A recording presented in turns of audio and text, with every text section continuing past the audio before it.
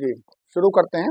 देखिए, हज एक बहुत बड़ा फ़र्ज़ है, जिसको आप अंजाम देने जा रहे हैं, जिसको आप इंशाअल्लाह ताला अगले महीने उसको बाकायदा करेंगे। उससे पहले जो अब फ़्लाइट जा रही हैं, अब तक जो इंडिया से फ़्लाइट गई हैं, 9 मई से शुरू हो गई हैं फ़्लाइट, और 9 मई से जो फ़्लाइट गई हैं और आज तक, यानी कि 11 तारीख तक जो है वहाँ करीब 4,000 हज पिलग्रिम्स, यानी कि आज़िम अ, अ, अ, जो हैं आज़मीन हज पहुँच चुके हैं इंडिया से। और ये बहुत खुशकिस्मत लोग इसलिए हैं क्योंकि अभी वहाँ नहीं ज़्यादा भीड़ भाड़ है, नहीं वहाँ बहुत ज़्यादा कोई लोगों की आमदोरफ्त है। तो इसका भरपूर फ़ायदा उठा सकते हैं जो लोग अभी शुरुआती फ़्लाइट में हज के सफ़र के लिए रवाना हुए हैं। और ये करीब 20 मई तक ऐसा ही रहेगा, भीड़ भाड़ वहाँ कम रहेगी। तो ये 10 दिन जो हैं आपके लिए बहुत अहम है, जिसमें 8 दिन आपको मदीना रहना है। मदीने के 8 दिन में आपको 40 टाइम की नमाज भी पढ़नी है। मस्जिद नबी में कोशिश करिए बाद जमात नमाज पढ़ें, और नमाज के बाद जो जनाजे की नमाज होती है उसमें भी शरीक हों, फ़ौरन हो जाती है, उसका भी ख्याल रखिएगा। और फिर बाबुल सलाम से पहुँचकर आप सलाम पेश कर सकते हैं हुज़ूर सल्लल्लाहु अलैहि वसल्लम को। हर नमाज के बाद कोशिश कीजिए ये काम हो सके, और नहीं तो आप फजर के बाद तो कोशिश करिए कि इसका मौका मिलना चाहिए। और फिर 4-5 दिन ये जब आप रह चुकेंगे तो उसी दरमियान आपको रियादुल जन्ना के लिए भी आपको बताया जाए कि रियादुल जन्ना भी आपको जाना है। मक्का रवाना होने से पहले आपको रियादुल जन्ना में के लिए आपको इनवाइट किया जाएगा ग्रुप की शक्ल में। तो इंशाल्लाह ताला वहाँ पर भी आप जाएंगे, और वहाँ आप 2 रकात नमाज पढ़िए और वहाँ पर दुआएं कीजिए, उस जगह की सुकूनियत, उस जगह की जो रूहानियत है उसको महसूस कीजिए, बहुत अच्छा रहेगा। और यूं तो मस्जिद नबी का गोशा गोशा ही बड़े ही सुकून देने वाला है। वहाँ आपको हर तरह का आराम भी मिलेगा, सुकून भी मिलेगा, ठंडक भी महसूस करेंगे आप। ज़मज़म के पानी के जो कूलर रखे हैं, आप बार-बार उस पानी को पीते रहिए। और असर के बाद और फजर के बाद वहाँ पर दर्स होता है, कुरान सिखाया जाता है। कुछ अलग-अलग ममालिक के लोग एक जगह बैठते हैं, वहाँ कुछ जो हैं आलिम लोग कुछ आपको मसले मसाइल पर बात करते हैं, उसमें भी शामिल हुई है। और वहाँ पर एक मेन गेट के पास, गेट नंबर 21 और 22 के पास टाइम टेबल लगा हुआ है पूरे 5 टाइम की नमाज का, उसका एक फ़ोटो खींच लीजिए ताकि आप को अपने हिसाब से चल सकें। जो आपका होटल नज़दीकी होगा, मरकज़ यामी सब लोगों के होटल हैं, ख़ासकर जो इंडिया से गए हैं या जा रहे हैं, तो आप मैं समझता हूँ 15 मिनट पहले आराम से आप पहुँच सकते हैं। इतना डिस्टेंस ही होगा आपके होटल से ज़्यादा। और नहीं तो आप 5 मिनट भी आ जाते होंगे बहुत, लेकिन भीड़-भाड़ होने की वजह से आप कोशिश कीजिए कि कम से कम आधा घंटा पहले ज़रूर निकलिए नमाज़ के लिए, क्योंकि लिफ्ट में भी आपको तकलीफ़ हो सकती है भीड़-भाड़ की वजह से, और आने में भी, वुज़ू करने में भी कोशिश करिए बावुज़ू होके आप अपने कमरे से ही चलिए, ताकि आपको परेशानी ना हो। अपनी चप्पलों को बहुत सँभाल कर, क्या तो किसी एक बैग में रख लीजिए जो आप बैग यहाँ से ले गए हैं, और खुदा न खास्ते बैग नहीं ले गए हैं आप चप्पल के लिए अलग से, तो आप पॉलीथीन में, वहाँ भी पॉलीथीन मिल जाती हैं और बाँटते रहते हैं, नहीं तो आप एक पॉलीथीन में बाँध कर उसको अपने साथ रखकर, जो वहाँ बॉक्स रखे होंगे वाइट कलर के, उन पर नंबरिंग पड़ी होगी, उस नंबर वाले बॉक्स पर एक नंबर याद रखिए, उसी में अपना बॉक्स में अपनी चप्पल रख सकते हैं। बाहर भी, गेट के अंदर भी जो है घुसते ही जो है वहाँ पर बहुत सारे खाने बने हुए हैं, वहाँ भी आप रख सकते हैं, लेकिन वहाँ भीड़ इतनी होती है, कभी-कभी आप भूल जाते हैं।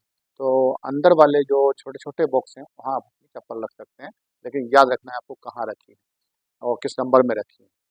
दूसरी बात ये कोशिश कीजिए कि आमतौर पर यहाँ क्या होता है, भीड़-भाड़ की वजह से लोग एक-दूसरे से आगे निकल जाते हैं, फलांक कर निकल जाते हैं नमाज़ पढ़ते में। वहाँ पर आप निकल सकते हैं, निकल जाते हैं लोग, लेकिन आप कोशिश कीजिए किसी की नमाज़ जी के आगे से नहीं गुज़रें। तो उसकी तरीका यही है कि आप पहले से जाएँ, ताकि इस चीज़ से बच सकें। इसके साथ-साथ वहाँ पर सफाई करने वाले लगातार लगे रहते हैं, तो कोशिश कीजिए आपके ज़रिए कोई गंदगी नहीं फैलाई जाए, ताकि उन्हें सफाई में दिक्कत आए या उनके लिए एक मसला बन जाएँ आप।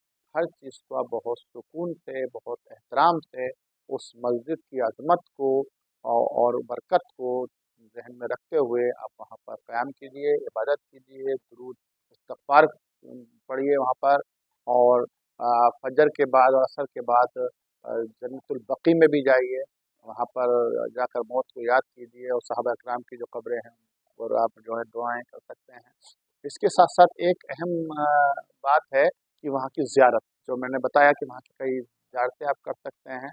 आप जो हैं ओहद पहाड़ से लेकर मस्जिद कुबा, मस्जिद क़िबलतैन और तब मस्जिद जुमा, मस्जिद जो है अबू बकर, मस्जिद अली, इस तरह की बहुत सारी मस्जिद हैं जहाँ पर आप जाकर देख सकते हैं और जो इस्लाम की जो तारीख है उससे रूबरू हो सकते हैं। जन एक वहाँ अ, खंदक है जो रसूल सल्लल्लाहु अलैहि वसल्लम ने और सहाबा कराम ने खोदी थी, खंदक थोड़ी दूर पर है, 4-5 किलोमीटर दूर पर।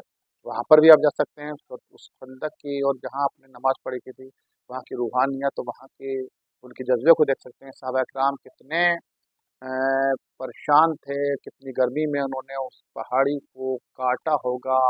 उस टाइम नहीं तो बहुत अच्छे हथियार थे, नहीं बहुत अच्छी मशीनें, कोई मशीन भी नहीं थी। हाथों से वहाँ पर और भूखे पेट उन्होंने उस खंदक को खोदा था ताकि दुश्मन वार न कर सकें। तो इस तरह की चीज़ आप वहाँ देख सकते हैं। खाने-पीने में आप वहाँ जगह-जगह पाकिस्तानी होटल हैं, बांग्लादेशी होटल हैं, वहाँ आप खा सकते हैं इंडियन टेस्ट के हिसाब से।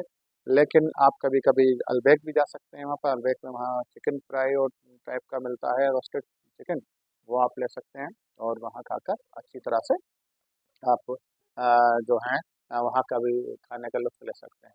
एक और बात वहाँ के लिए बतानी थी, वहाँ जगह-जगह कभी-कभी आपके कमरे पे या बाहर भी कोई फ्रॉड करने के इरादे से आ जाते हैं, आपको ठगने के इरादे से कि मेरा कुछ खो गया है, मेरे कुछ मैं परेशानी में हूँ। ऐसा वहाँ कोई परेशानी में नहीं होता है। आप उसको समझाइए बल्कि कि भई आप ऐसी जगह पर, इतनी बरकत वाली जगह पर ऐसा काम क्यों कर रहे हैं और हम खुद यहाँ मुसाफिर हैं और अगर आपको लगे वाक़ई में वो ज़रूरतमंद लग रहा है, तो थोड़ी बहुत से मदद कर सकते हैं, लेकिन ज़्यादातर उसमें फ्रॉड भी होते हैं। हाँ, जो जगह-जगह कबूतर के दाने बेचने वाले होते हैं, बच्चे-बच्चियाँ, उनको आप कबूतर के दाने के नाम पर पैसे दे सकते हैं और वो आपको उसके बदले दाने दे सकते हैं और वो आप कबूतरों को डाल सकते हैं। तो इन बातों का आपको ख़्याल रखना है और धूप से बचना है। दोपहर में कोशिश करें कि 11 बजे के बाद से लेके और 5 बजे के बीच में कम से कम निकलना हो, सिर्फ नमाज के लिए निकलें और नमाज में कोशिश करिए आप 1 घंटा पहले निकल जाएँ ज़ोहर में और असर की नमाज पढ़ कर ही वापस आएँ, तो आप धूप से काफ़ी बच जाएँगे। यही आप तरीक़ा मक्का में भी अपनाइएगा कि वहाँ 10-11 बजे निकल जाइएगा आप बस में बैठकर एयर कंडीशन हरम अपने अज़ीज़िया से और फिर असर पढ़ के जब मग़रिब पढ़ कर वापस आइएगा, तो आपको बहुत आसानी रहेगी। छोटी-छोटी बातों का ख़्याल रखिए, लगातार हम आपको बताते रहेंगे। तब तक के लिए इजाज़त आपसे इजाज़त चाहता हूँ और अगली वीडियो और इससे बेहतर लेकर आपके बीच में इंशाअल्लाह जल्दी आ रहा है। तब तक के लिए अल्लाह हाफ़िज़।